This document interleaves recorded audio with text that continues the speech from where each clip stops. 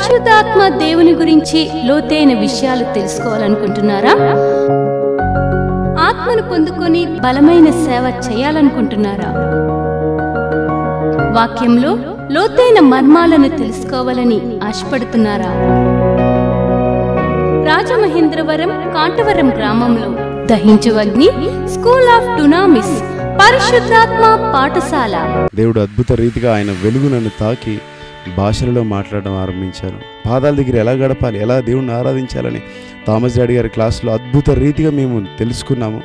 అలాగే డాడీ గారు ప్రార్థిస్తున్నప్పుడల్లా ప్రతిరోజు మేము ఆ అన్య భాషల్లో మాట్లాడుతూ దేవుడి సన్నిధిని అనుభవిస్తూ వాక్యాన్ని ప్రతిదీ కూడా పరిశుద్ధాత్మ గురించి, వరాల గురించి, ఫలాల గురించి, బుద్ధివాక్యము, వివేచన వాక్యము, జ్ఞానవాక్యము ప్రతిదీ కూడా డాడీ గారు మాకు నేర్పిస్తూ ఉన్నారు. ప్రతిదినం కూడా ఆయన విడుదల గురించి చేసినప్పుడు నేను చాలా ఆశ్చర్యపోయాను. నాలో ఇలాంటి బంధకాలు ఉన్నాయా? ఆ యొక్క విడుదల జరిగిన తర్వాత కూడా నేను గొప్పగా ఇంకా నా పరిశుద్ధాత్మ దేవుడు నాలో ఓవర్ఫ్లో అయినట్టు చూస్తున్నాను. పరిశుద్ధాత్మతో సావాసం, పరిశుద్ధాత్మతో ఎలా ఉండాలి, ఆ పరిశుద్ధాత్మ సావాసంతో ఎలా నడవాలి, ఆ పరిశుద్ధాత్మ గురించి మేము చాలా తెలుసుకున్నామండి. అభిషేక్తులు వచ్చారండి ఇక్కడికి చాలామంది. ఎన్నో సమస్యలు ఉన్నవారు కూడా బాగుపడ్డారు. ఈ దహించే అగ్ని అంటేనే అందరినీ కూడా సమస్యల నుంచి విడిపిస్తుందండి. తెలియని విషయాలు చాలా నేర్చుకున్నాము. ఇంక చాలా శక్తివంతంగా జరిగినాయండి. అసలు పితరుల దోషాలు ఏంటి, అసలు ఎలా విడుదల పొందుకోవాలనే దాని గురించి చెప్పారండి. వాటి గురించి మేము చాలా విడుదల పొందుకున్నామండి. ప్రతి ఒక్క విషయం నుంచి మేము విడుదల పొందుకున్నామండి. Hi Priya. Praise Lord sister. ఏ ఊరు నుంచి వస్తున్నావు? సామల్కోట నుంచి సిస్టర్. ఓకే, నీ క్వాలిఫికేషన్ ఏంటి? ఇక్కడ రాకముందు నువ్వు ఏం చేసేదాన్ని? ఎంసీఏ చదివేదాన్ని సిస్టర్, కంప్లీట్ అయిపోయింది సిస్టర్. దహించగ్ని పరిచర్యలో ఇలా ఒక డునామిస్ జరుగుతుందని నీకు ఎలా ఇన్ఫర్మేషన్ వచ్చింది? ఇన్ఫర్మేషన్ అంటే సిస్టర్, నేను యూట్యూబ్లో చూస్తున్నాను సిస్టర్. దేవుడు నా ప్రశ్నలన్నింటికి జవాబులు ఇక్కడే ఉన్నాయని చెప్పారు సిస్టర్. టోటల్గా చాలా కన్ఫ్యూజన్ లైఫ్, చాలా ప్రశ్నలు నాలో నేనే పడుకోకుండా ఆలోచించుకునేదాన్ని. కంపల్సరీ నాకు ఇక్కడికి వెళ్ళమని చెప్పారు సిస్టర్ దేవుడు. ఓకే, నీ ప్రశ్నలన్నింటికి జవాబు ఈ యొక్క డునామిస్. సో నువ్వు ఇక్కడికి వెళ్ళు అని దేవుని ద్వారా ప్రేరేపించబడ్డావు.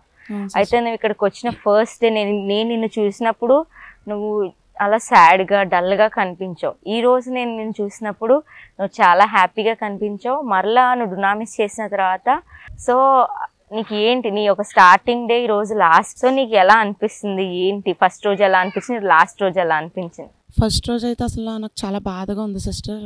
చెప్తున్నారు కానీ నాకు అది లోపలికి వెళ్తలేదు. ఎవరు మాట్లాడినా నాకు కన్నీళ్ళు ఆగుతలేదు. అందరూ ఒకలా ఉన్నారు క్లాస్లో, నేను ఒకలా డిఫరెంట్గా ఉన్నాను. 2021 నవంబర్ 18th నా సేవకురా అన్నారు. అప్పటికి నేను ఇంకా ఎంసీఏ సెకండ్ ఇయర్ చదువుతున్నాను. ఏంటి ప్రభా నువ్వు నన్ను సేవకు రమ్మంటున్నావు అంటే నువ్వు రెడీ అయిపోయి ఇంకా అన్నారు. సరే అని సరెండర్ అయినప్పుడు అందరూ నన్ను చాలా హేళన చేశారు సిస్టర్. నువ్వేంటి సేవ చేయడం, దైవజనులే అన్నారు.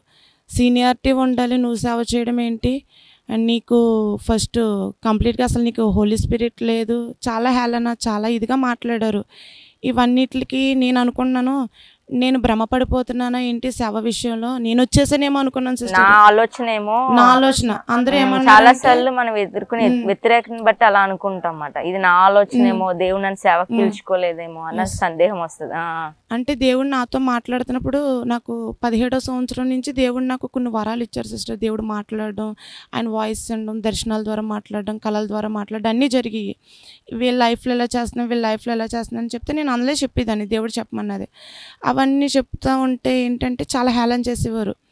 నీతో దేవుడు మాట్లాడడం ఏంటి, నీకు చెప్తారా అంటే నేను అనుకునేదాన్ని సేవ అంటే సేవకుల పిల్లలే చేయాలేమో. ఫస్ట్ ఆఫ్ ఆల్ నన్ను కూడా అలా అన్నారు, నువ్వు సేవ చేయాలంటే నీ పేరెంట్స్ సేవకులు అయ్యి ఉండాలి, నువ్వు సేవ ఎలా చేస్తావని అన్నారు. ఇవన్నీ కన్ఫ్యూజన్స్. ఏంటి ప్రభా నువ్వేమో నన్ను రమ్మన్నావు, నేను ఎక్కడికి వెళ్ళినా కూడా ఒక నీడలా దేవుడు నన్ను వెంటాడుతూనే ఉన్నారు. నువ్వు నా సేవ చేయి, నిజంగా నన్ను ప్రేమిస్తే నా సేవ చేయి, నువ్వు నా కోసం రా, అన్నీ విడిచిపెట్టరా అన్నారు. కొంతమంది దైవజనులు వచ్చి ఏమన్నారంటే నాతో జాబ్ చేస్తూ సేవ చేయొచ్చు కదా అన్నారు. నేను ఆ విషయంలో కూడా ప్రేయర్ చేశాను సిస్టర్. ప్రభు అందరూ నన్ను దైవజనులు ఎలా అంటున్నారు, జాబ్ చేస్తే సేవకు రమ్మంటున్నారంటే దేవుడు ఒకటే అన్నారు సిస్టర్, నువ్వు సమస్తాన్ని విడిచిపెట్టి నా కొరకు రా అన్నారు. ఇంకా నేను దేవుని ప్రశ్నించడానికి నేను సరిపోను. కానీ ఎన్నో అవమానాలు, ఎన్నో నిందలు, ఎన్నోసార్లు నిద్రపోలేదు. ఏంటి నా లైఫ్ ఏమైపోతుంది, ఎటు వెళ్ళిపోతుంది, చనిపోతే బాగున్నాను, దేవుడు సేవకు రమ్మంటున్నాడు, ఇంట్లో పరిస్థితులు ఎలా ఉన్నాయి, నేను మా మదర్కి తప్ప నన్ను ఎలా దేవుడు పిలిచారని నేను ఎవరికి చెప్పలేదు సిస్టర్. ఎవరికి తెలియదు, మా ఇంట్లో కూడా తెలియదు. నేను డిసిషన్ తీసేసుకున్నాను ఆ రోజే. దేవుడు రమ్మనగానే సరెండర్ అవుతున్నాను ప్రభు అని చెప్పాను. అయితే ఇక్కడికి వచ్చాక ఏం జరిగింది?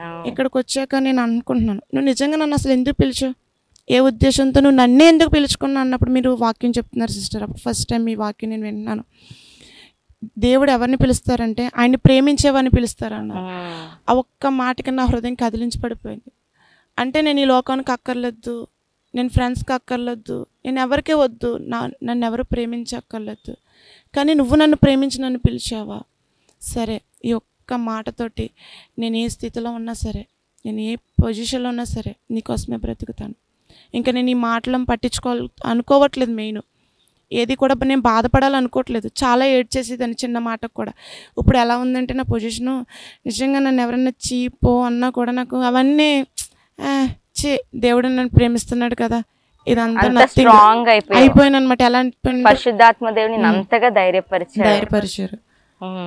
తర్వాత ఇక్కడ మీకు చాలా క్లాసెస్ జరిగేవి. సో పరిశుద్ధాత్మ దేవుడి నీతో ఎలా మాట్లాడేవాడు ఇక్కడ క్లాసెస్ జరుగుతుండగా, వర్తమానాలు వింటున్నావు కంటిన్యూస్గా. సో పరిశుద్ధాత్మ దేవుడు నీకు ఎలా పరిచర్య చేసేవాడు?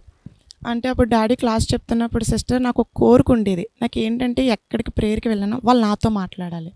అంటే దేవుడు ఆ దైవజనుల ద్వారా నాతో మాట్లాడాలి.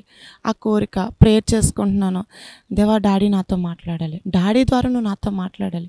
అంటే నా పిలుపు ఆల్రెడీ నువ్వు నాకు చెప్పు, ఇంటికాడ ఉన్నప్పుడే నువ్వు నాకు చెప్పు ఏ కాలింగ్తో నన్ను పిలుస్తున్నాను, అదే కాలింగ్ డాడీ నోట్ల నుంచి రావాలని ప్రేయర్ చేస్తున్నాను, కన్ఫర్మ్ చేయాలి అన్నప్పుడు డాడీ నా మీద చెయ్యి వేసి ప్రేయర్ చేశారు సిస్టర్. అప్పుడు డాడీ అన్నారు, అమ్మ నీది ప్రాఫిట్ కాలింగ్ అమ్మ అన్నారు. ఆ మాట దేవుడు నాకు 2021 నవంబర్లోనే నాకు బయలుపరిచారు, నేను ప్రాఫిట్ కాలింగ్తో నేను పిలుస్తున్నాను. ఆల్రెడీ చెప్పిన విషయం మరలా దేవుడు కన్ఫర్మ్ చేసుకుంటాను సిస్టర్. గిద్యోన్ లాగా ప్రభా నాకు ఇంకొకసారి మాట్లాడు ప్లీజ్. అంటే నేను కన్ఫ్యూజన్ నేను అనుకుంటున్నాను, భ్రమలో ఉండిపోయానా, నాకు కన్ఫర్మ్ ప్రభు అంటే డాడీ మాట్లాడారు సిస్టర్. తర్వాత డేవిడ్ జోసెఫ్ గారు వచ్చారు సిస్టర్, చెప్తున్నారు మంచి అనాయింటింగ్తో వాక్యం చెప్తున్నారు.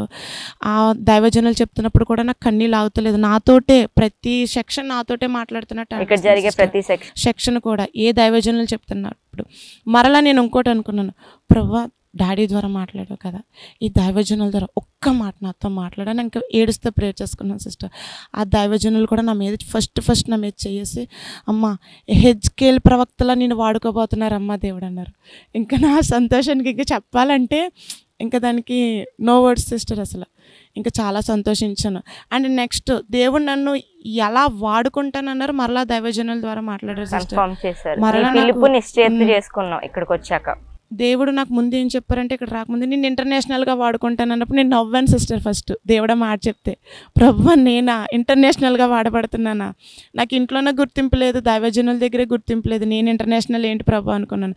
ఆ దైవజనులు నా మీద చేసి, అమ్మ నిన్ను దేవుడు ఇంటర్నేషనల్గా వాడుకోబోతున్నారు అన్నారు. ఇంకా నేను అనుకున్నాను సిస్టర్, ఇంకేదేమైనా సరే ఎన్ని పరిస్థితులు వచ్చినా ఇంకా నేను కన్ఫర్మ్ అయిపోయాను, ప్రభు నీ కోసమే చావైనా బ్రతుకన్నా. నేను ఇంకా రెడీ అయిపోయాను సిస్టర్ సేవ కంప్లీట్గా. నీతో దేవుడు ఎలా అయితే నీ పిలుపుని నిశ్చయిత చేసుకోవడానికి డునామిస్ని దేవుడు వాడుకున్నాడు. ఇక్కడికి వచ్చిన తర్వాత అనేక సార్లు పరిశుద్ధాత్మ దేవుడు నీకున్న డౌట్స్ అన్ని క్లియర్ చేశాడు. ఇంకా రానున్న రోజుల్లో దేవుడు నేను బలంగా వాడుకోబోతున్నా, నేను కూడా నమ్ముతున్నాను. సో నువ్వు ఒక గొప్ప దేవుని గొప్ప పని చేయడానికి నువ్వు పిలువబడ్డావు. దేవుడు ఇంకా నేను బలంగా వాడుకున్నాడు. ఆమేన్. Thank you sister. అనేక మంది ఇక్కడ రావాలి, చాలా విడుదల పొందాలి. ఎంతోమంది దురాత్మలతో ఇలా మానసికంగా శారీరకంగా బాధపడుతున్న వాళ్ళు ఉన్నారు.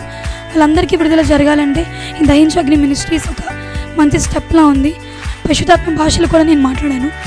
ఇంకా అనేకమైన 9 వరాలు కూడా మాకు ఎలా ఉంటాయి ఏంటి అని స్పష్టంగా ప్రతి ఒక్కటి పరిశుద్ధాత్మ గురించి, డునామిస్ అంటే పరిశుద్ధాత్మ శక్తి అగ్ని అని ఇక్కడ క్లియర్గా మొత్తం ఎక్స్ప్లెయిన్ చేశారు. అవి స్పిరిచువల్గా ఆత్మీయతను పొందుకొని దర్శన వరం, వివేచన, కృపావరాలను పొందుకోవడం జరిగింది. ఇక్కడికి వచ్చిన తర్వాత దేవుడు ఇంకా నన్ను బలపరిచాడు, తన ఆత్మశక్తితో నింపాడు, ఆత్మ వరములతో నింపాడు. సెప్టెంబర్ 1వ తేదీ నుండి ప్రారంభించబడును. ఈ పరిశుద్ధాత్మ పాఠశాలలో దైవజనులు డాక్టర్ థామస్ గారు, డాక్టర్ శివ థామస్ గారు పరిశుద్ధాత్మను గురించి లోతైన విషయాలు మీకు బోధించెదరు. స్త్రీ పురుషులకు ప్రత్యేక వసతి సదుపాయాలు కలవు. రిజిస్ట్రేషన్ ఫీజు 2500 రూపాయలు మాత్రమే. స్థలం దహించు అగ్ని రివైవల్ సెంటర్, కాటవరం, రాజమహేంద్రవరం. మరిన్ని వివరాలకు 9494940072 మరియు 73